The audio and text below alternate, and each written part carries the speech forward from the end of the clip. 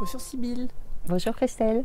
Alors j'ai eu envie de faire une petite vidéo avec toi Oui. pour parler de coopération, de fonctionnement du vivant et de filiation. On a discuté ensemble, toi tu es quelqu'un qui est passionné par la coopération depuis longtemps et Sybille elle a créé le jeu de la corbeille qui est un jeu que tu as eu envie de...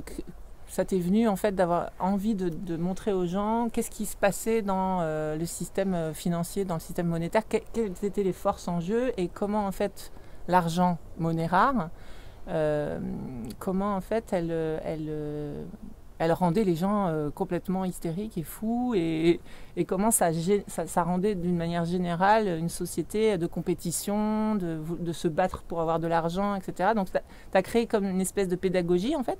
Oui. Pour qu'on se rende compte finalement de ces enjeux-là. Oui.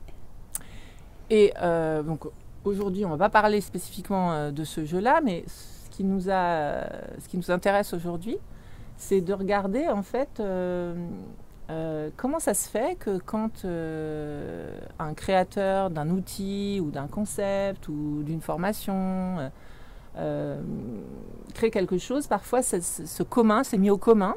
Et c'est récupéré par d'autres créateurs, on va dire, d'autres humains qui ont envie d'apporter finalement leur pierre à ce premier jet, à cette première création. Et ce qu'on a constaté souvent, c'est que ces personnes-là s'appropriaient finalement le contenu et refusaient ou ne donnaient pas la filiation ou l'origine de ce contenu. Donc ça a été ton cas. Oui. En fait, toi, tu peux raconter un peu... en quelle année tu as créé le jeu de la corbeille? Alors déjà, moi ça fait longtemps que je m'intéresse à la monnaie, à la coopération et à réfléchir comment ça se fait qu'on n'arrive pas à coopérer. Et donc j'avais créé d'autres jeux sur les histoires de monnaie et je cherchais à créer un jeu qui allait montrer que la façon, en fait, on va dire l'architecture, hein, donc la façon dont est créée, contrôlée la monnaie a une influence sur nos comportements. Mais j'avais cette hypothèse, mais ce n'était pas facile à prouver, puisque aujourd'hui il y a à peu près qu'un seul système monétaire sur Terre, donc c'est difficile. Et donc j'ai un peu tâtonné, donc ça s'est fait en août 2012. J'avais déjà les idées en tête, mais la première fois que ça a été joué, c'était à Intercell, dans un Intercell, une réunion d'Essel à Poisy. Et puis je l'ai vite fait améliorer parce qu'en fait ce que je voulais, c'est qu'il n'y ait aucune barrière de langue, qu'on n'ait pas besoin de savoir lire et écrire, et que les enfants puissent jouer et que ça soit amusant. Parce que les autres jeux que j'ai créés sont plus complexes, plus longs, donc un peu plus excluants. Et donc après l'avoir joué 2-3 fois d'une autre façon, finalement, en septembre 2012, j'avais trouvé la bonne façon. Donc je l'ai joué beaucoup. Donc tu as organisé des ateliers Voilà, en fait on m'invitait pour souvent ouvrir des événements où c'était on faisait un jeu dédié. Et donc j'ai aussi commencé à co-animer. Donc je ne vais pas forcément citer les noms, mais avec des gens qui m'ont aussi aidé parce que quand on jouait dans la rue, moi je ne sais pas très bien haranguer la foule. Donc cette personne m'aidait à ce que les gens arrivent et on co-animait. Donc c'était dans la rue comme ça pour les gens lambda? Oui, ou au sein d'un festival de la transition, mais où comme il y a beaucoup de stands, les gens ne font que passer, donc pour les arrêter. Et donc je l'ai joué aussi beaucoup en Grèce, j'ai formé des gens. J'ai joué un petit peu partout dans le monde jusqu'à ce que une fois on a joué c'était Noël 2014 je crois, où je jouais dans un théâtre et là oui, mais ça va être difficile de ne pas dire le nom, mais c'est pas grave, j'ai essayé de pas. Parce que ce qu'on ne veut pas, c'est dénoncer, mais essayer de comprendre le mécanisme. Enfin, donc en fait, finalement... Si on peut résumer, en fait, il y a quand même plusieurs personnes, on va dire, qui se sont inspirées du jeu de la corbeille. Qui ont joué avec moi, puis après, on fait un autre jeu, donc par exemple le jeu de la monnaie, ou que par exemple, j'ai travaillé pour adapter le jeu de la monnaie à la monnaie libre. Et après, alors que moi j'avais mis tout ça, je n'ai pas voulu le garder pour moi, en mon nom, donc je l'ai mis en Creative Commons, avec une restriction sur la commercialisation et sur la modification, pas pour empêcher, mais parce que je souhaitais, et c'était clairement expliqué, oui, parce que tout de suite les règles ont été publiées en plusieurs langues et tout ça, donc vraiment pour que ça soit un commun. Mais ce que je voulais, c'est que ceux qui modifient, on puisse partager les résultats, pour qu'on puisse en fait créer une communauté autour de ce jeu. C'est ça. Donc là je t'arrête parce qu'en fait c'est ça qui est important que les gens comprennent, c'est que ce que les gens comprennent, c'est que quand tu mets quelque chose au commun, l'idée c'est qu'il y ait d'autres gens qui s'en emparent et qui l'améliore et que ça crée une forme de communauté, apprenante sur et en même temps qu'il y ait une réciprocité, parce que moi j'ai toujours noté par exemple tous les résultats et pour en faire un peu une étude scientifique on pourrait dire, donc que certains ne jouent mais sans le redonner. Le résultat, par exemple, ça perd quelque chose. Le commun ne devient plus un commun et éparpillé. Voilà, alors ce que nous, on a trouvé intéressant, alors il se trouve que on retrouve quand même beaucoup de témoignages comme le tien, de personnes qui, au départ, ont envie de mettre au commun, on va dire, soit une idée, soit un jeu, soit un concept, soit une formation, et se retrouvent... soit ça fonctionne, effectivement, il y a réciprocité, et dans ces cas-là, c'est tout le monde qui en profite, et en plus, il y a une clarté sur la manière dont ça se passe, les échanges. Et certains, ça s'est passé comme ça. Et certains, voilà, et parfois non seulement l'outil et la personne qui prend le contenu considère qu'il est l'auteur, c'est-à-dire il devient le créateur. Voilà, et ne respecte pas la licence. Et ne respecte pas la licence. Parce que certains gagnent de l'argent avec. Voilà. Et sans jamais... Donc moi, ce que je voulais, c'est qu'il y ait un peu une réciprocité vers Valeureux, donc l'association, qui me permet, qui m'a payé les frais pour aller faire tout ça, pour mettre au pot commun. Voilà.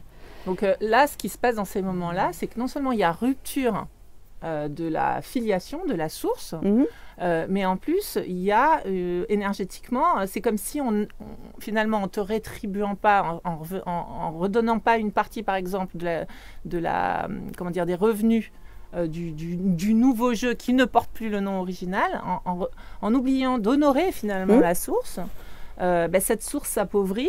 Et ce que nous, on a voulu mettre en lumière aujourd'hui avec Sybille, c'est que finalement, c'est comme appauvrir l'ensemble en fait du commun. Oui. C'est couper l'énergie en fait de la source. Et c'est une erreur en fait pour l'ensemble de l'humanité en fait. C'est ça. C'est pas qu'une question de respect selon moi. Donc moi j'essaie toujours de citer mes sources. Le jeu que j'ai créé ne vient pas non plus de nulle part. Je me suis inspirée des jeux qui existent pour les enfants. Et en fait, selon moi, ne citant pas sa source, on se coupe de tout le bienfait et l'énergie de ce que la personne est. Donc évidemment, il faut un peu croire aux énergies et qu'on est tous interdépendants. Oui. Mais il me semble que, en fait, c'est croire qu'on est le créateur. C'est d'ailleurs un problème des humains aujourd'hui, qui croient qu'ils ne sont venus de rien, alors qu'on est poussière d'étoiles et de nos parents et de nos grands-parents et tout ça, et on n'est pas juste né d'un jour avec rien. Et en se coupant de ça, non seulement c'est vrai que c'est pas respectueux, ça peut aussi ne pas... C'est au-delà de la morale en fait. Oui, c'est au-delà de la morale, c'est vraiment énergétique, c'est... c'est comme si on refusait de dire qu'on a des atomes et que il faut pas bouger le micro. c'est comme de se croire, c'est un peu se prendre pour Dieu, c'est-à-dire de se croire comme si on s'était auto-créé. Et puis surtout, c'est là qu'on se rend compte que ce type de mécanisme d'appropriation, presque de pillage, on va le dire, ça appauvrit l'ensemble. Et celui qui s'approprie et celui évidemment qui est à la source du processus. Et même tout autour, parce que si on ne repartage pas aussi, on empêche de faire progresser la chose, et donc le commun lui-même s'appauvrit, je pense. Oui. Et une personne récemment, un acteur de la transition témoignait là-dessus, donnait l'image de l'arbre. C'est-à-dire que l'arbre donne ses fruits, mais si il doit se protéger mettant des barrières autour de cet arbre, par exemple, imaginons en mettant un copyright, il dépense de l'énergie et de l'argent et je sais pas, un contrôleur pour faire en sorte qu'il soit pas pillé. Donc toute cette énergie qu'il place à se défendre, à défendre son contenu, finalement c'est de l'énergie qu'il ne donne pas à créer. Donc tout le monde perd en fait. Et oui, tout à fait. Tout le monde perd. Et puis aussi ce qui me touche, c'est qu'on essaie de créer une autre façon de faire et puis finalement on reprend les méthodes de l'ancien. Oui. Donc même si on est encore avec justement notre monnaie rare qui, je sais, nous hypnotise et nous pousse à nous croire en compétition et à vouloir exploiter. Mais justement, si on veut changer le monde, on ne peut commencer que par soi-même. Donc si déjà soi-même on reconnaît et on cite les sources, donc on se relie à tout ça, parce que les communs, il faut bien aussi voir que ça n'existe pas que de maintenant. Il y a bien eu plein d'époques dans l'histoire, donc il faut arrêter, c'est ça vraiment, de se croire les créateurs.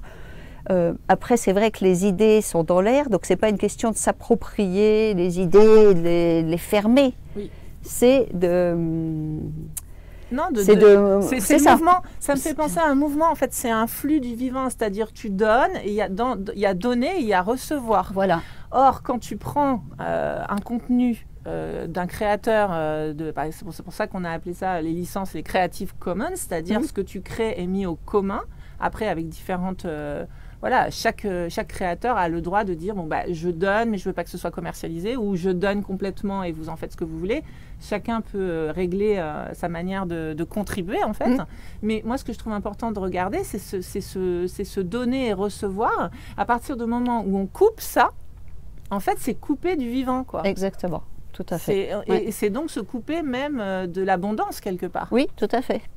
Et puis moi en tout cas ça m'a un moment découragée de donner. Donc moi-même je me suis sentie coupée.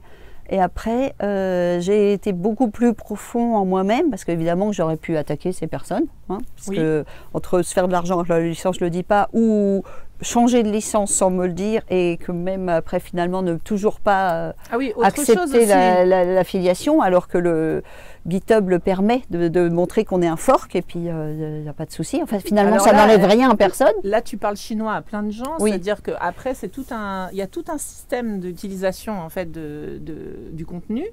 Ce que tu as dit là et que je voudrais reformuler, c'est que le principe de ces licences, c'est que quand tu poses une licence sur un contenu, la personne qui utilise ce contenu doit garder la même licence, c'est-à-dire et se mettre dessous comme si c'était un enfant de c'est ce qu'on appelle l'affiliation. Voilà.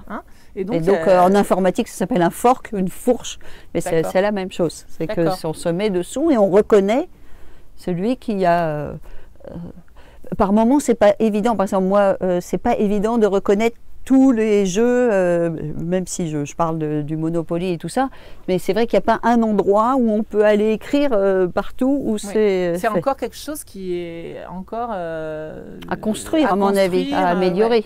Et du coup, ça existe pour les logiciels, mais ça n'existe pas très bien pour les autres choses. Voilà, donc c'est comme il y a besoin encore aujourd'hui de pédagogie, d'expliquer comment ça fonctionne et tout, mais ce qui nous interpelle là aujourd'hui, et peut-être aussi en tant que femme, c'est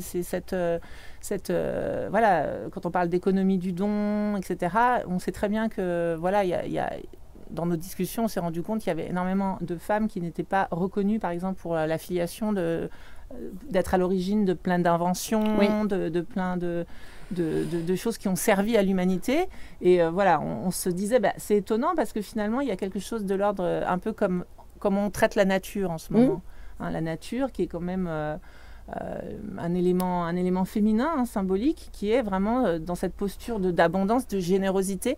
Et comment, en fait, l'être humain, pourquoi cette société va mal aujourd'hui, c'est parce qu'il a instrumentalisé le vivant, instrumentalisé la nature, et que ces mécanismes d'appropriation et de non-respect de l'affiliation sont dans la même veine, en fait. Tout à fait. Selon moi, on est tous pris dans une architecture collective qui nous pousse à la compétition et donc à l'exploitation de tout ce qu'on peut exploiter. Donc on va plus facilement exploiter la nature parce qu'elle ne se défend pas trop, les enfants parce qu'ils ne se défendent pas, les femmes faibles parce qu'elles ne se défendent pas, et les hommes faibles. C'est pas pas une question non plus de genre ou de sexe, c'est une question qu'on est poussés les uns contre les autres à exploiter. Et dans Et cette là, société, prendre, en fait, prendre une création de quelqu'un sans le reconnaître, c'est de l'exploitation finalement. ouais, c'est toujours le même mécanisme de domination Tout à fait, finalement, oui. sur le vivant. Et ça vient de peur en fait. Ça vient de la peur de Ça manquer. vient de la peur de vient manquer, de de la ne peur. pas être reconnu, de vouloir briller, mais derrière vouloir briller, bah c'est de C'est la peur vouloir en fait. exister, Oui. c'est vouloir être reconnu, tout ça.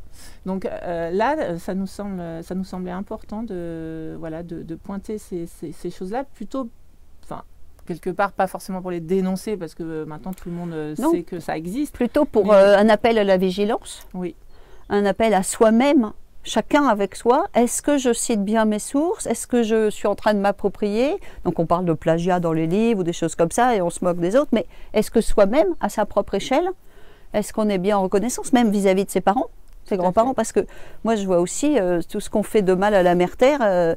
Regardez comment on considère nos mères aujourd'hui ouais. Et nos, Hein nos aînés. et nos aînés.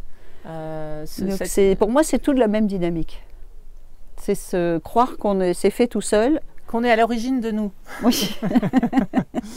Mais ça ne veut pas dire qu'on doit être complètement en totale dépendance. Il ne faut Ouais. pas tomber dans l'extrême inverse non plus. Ouais. Voilà. Et moi, ça me fait penser à, c'est dans les peuples premiers, il y a vraiment ça qui est resté, c'est cet hommage aux anciens et cet hommage à la lignée, en Tout fait. à fait. Et on le fait dans les familles, mais on ne pense pas à le faire dans le domaine professionnel ou dans le domaine Oui, voilà, de la alors recherche. finalement, ou c'est un d'intelligence peu des collective. familles aussi, parce Alors que tous que c'est les des gens, moi familles. je suis ravie qu'il y ait plein de gens qui éveillent leurs congénères sur les Sur la aspects de la monnaie. Mm. Et heureusement qu'on est nombreux, donc on pourrait dire qu'on est aussi une grande famille. Mm. Et oui, c'est... C'est juste ça dont on a besoin maintenant, c'est de fonctionner vraiment en communauté, d'acteurs qui ont envie de changer ce mécanisme de compétition, d'appropriation, de peur collective, etc. Et pour ça, en fait, c'est presque, moi j'ai envie de dire, c'est quelque chose à travailler aussi en chacun de nous. Ah oui, en chacun, et puis à y réfléchir dans les groupes aussi, et tout ça. Enfin, Ouais. c'est vraiment un sujet. Et ce qu'on se disait, Se remettre dans le... Finalement, c'est comme si on s'était mis que la vie, c'est une grande rivière, et nous, on croit qu'on est au bord de la rivière, et que non, en fait, on est dans la rivière. Oui. Et la rivière, si on est à un endroit, elle arrive d'ailleurs, en fait. Oui. On Et est- donc là, ce qu'on se disait, c'était qu'il y avait une posture d'humilité Oui. à avoir. Et que dans l'étymologie d'humilité, il y a le mot humus. Donc Oui. c'est revenir vraiment à quelque chose vraiment de l'ordre du vivant, quoi. Et l'humain, Et c'est l'humain. l'humilité, l'humus, c'est le même racine, tout ça. Donc peut-être qu'il y a une invitation. Alors, c'est pas forcément l'humilité face à un chef, c'est l'humilité face aux forces de la nature, Face aux lois de l'univers. voilà. Enfin, c'est reprendre notre place, en fait, hein, entre Voilà. terre et ciel. Exactement. Et on n'est pas au-dessus des autres, ni de la nature, ni de nos ancêtres. On Merci, est dans la continuité. Merci Sybille. Merci Christelle Et, de on me donner espère cette que- occasion. On espère que ça va faire, ça va faire méditer des gens.